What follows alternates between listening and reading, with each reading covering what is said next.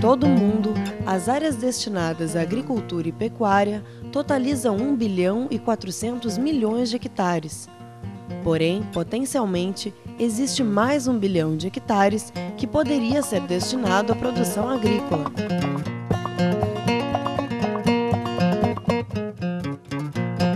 E grande parte dessas terras não cultivadas encontram-se justamente em países da África e da América Latina, lugares onde a fome é um dos maiores problemas sociais.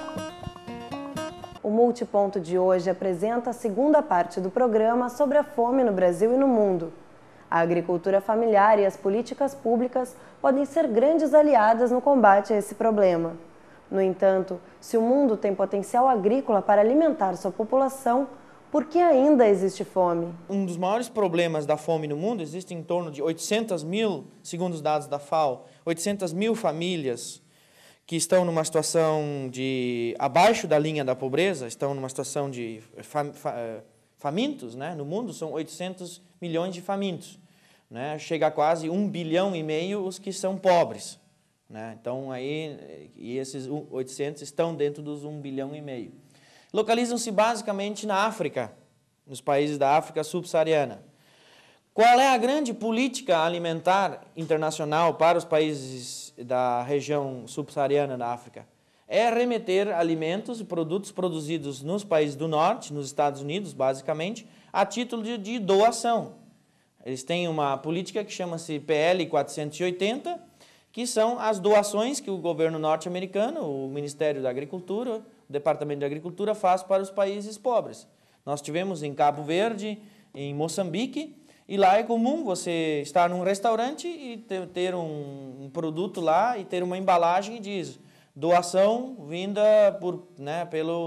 pela FAO, pelos órgãos das Nações Unidas. A pergunta é, por que não se pensa em, nestes países, ter uma agricultura que seja minimamente suficiente ou autossuficiente para produzir o mínimo necessário para as pessoas não passarem fome? Né?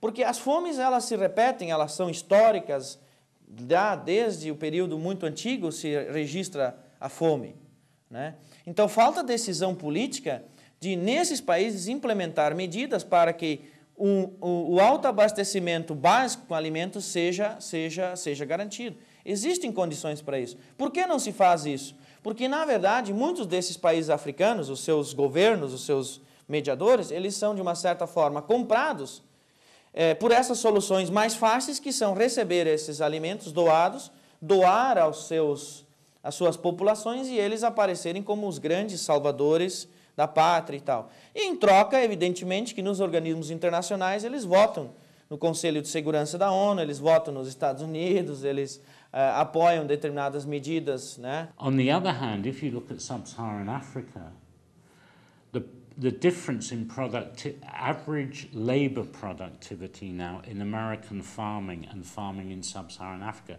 is 2,000 times. That is unbelievable. So if productivity in Brazilian agriculture is close to American agriculture, or even overtaking it in some ways, the difference between American agriculture and farming in sub-Saharan Africa is 2,000 times. So that gives you an idea of the difference between different parts of the developing world, why it's so difficult to say, developing countries, or to imply that they're all the same. Você tem países que têm capacidade de produzir na América Latina mesmo e que são altamente dependentes de importações. Esse é o caso, por exemplo, da América Central toda. A América Central, ela depende de importações. São populações grandes em um espaço geográfico pequeno, né? Existe uma população camponesa que não dá conta de suprir as cidades, né? Então, para esses países, estaria faltando, de fato, um esforço maior no desenvolvimento agrícola, né? De produção, de conseguir adaptar terrenos, adaptar situações edafoclimáticas diferentes para essa produção. A questão da agricultura no mundo, principalmente no mundo ocidental, é bastante complexa, porque ela depende do sol, né? Portanto, do tempo, ela depende de tecnologias, ela depende de hábitos culturais daquele povo, né? De lidar ou não lidar com a natureza, de maneira de lidar com a natureza, e ela depende em grande parte também da organização, da desestrutura que é o mercado internacional de alimentos.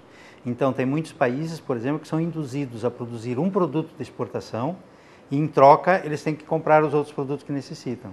Isso faz com que esses países, em geral, fiquem patinando, como o Brasil ficou durante muito tempo com o açúcar e o café. He confirmado lo que, viniendo aquí a Rio Grande do Sul y teniendo la oportunidad de oír a los colegas brasileros, algo que era lo que yo sospechaba, que es que Brasil va por muy buen camino.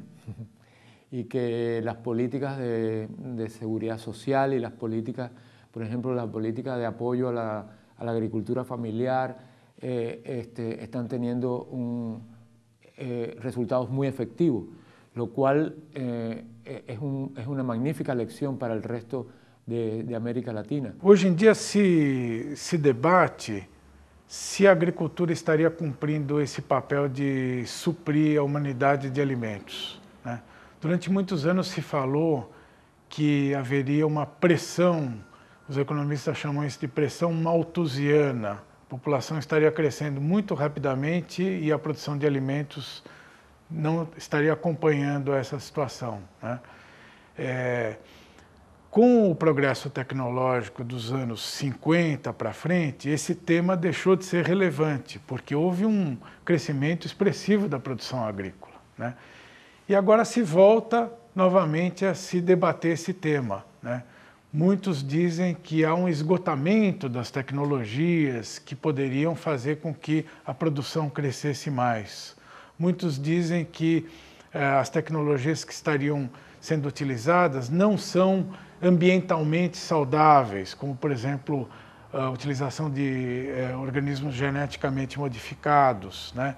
Então, tudo isso daí levaria a dificuldade de acompanhar o crescimento da população com a produção agrícola. No caso do Brasil, não temos esse problema, né? O Brasil é um grande produtor de alimentos, né? Ele é um exportador líquido de alimentos. Inclusive, se existe um país no mundo que pode fazer isso, esse país é o Brasil. Nós somos, assim, digamos, um lugar privilegiado no planeta no que diz respeito à sua capacidade de produção de alimentos. É um bioma ótimo para produzir alimentos. E a própria oferta, a diversidade biológica que esse nosso país tem por si só, ela já é capaz de oferecer uma dieta altamente diversa, né? Aqui en el sur, en Brasil, Argentina, Uruguay, no debería haber, como dijo el profesor Weinstein, no debería haber ninguna razón para que hubiera hambre por el lado de la oferta. Entonces, por el lado de la demanda, ¿cuál es el problema? Bueno, donde hay hambre, creo yo que es en algunas zonas del noreste.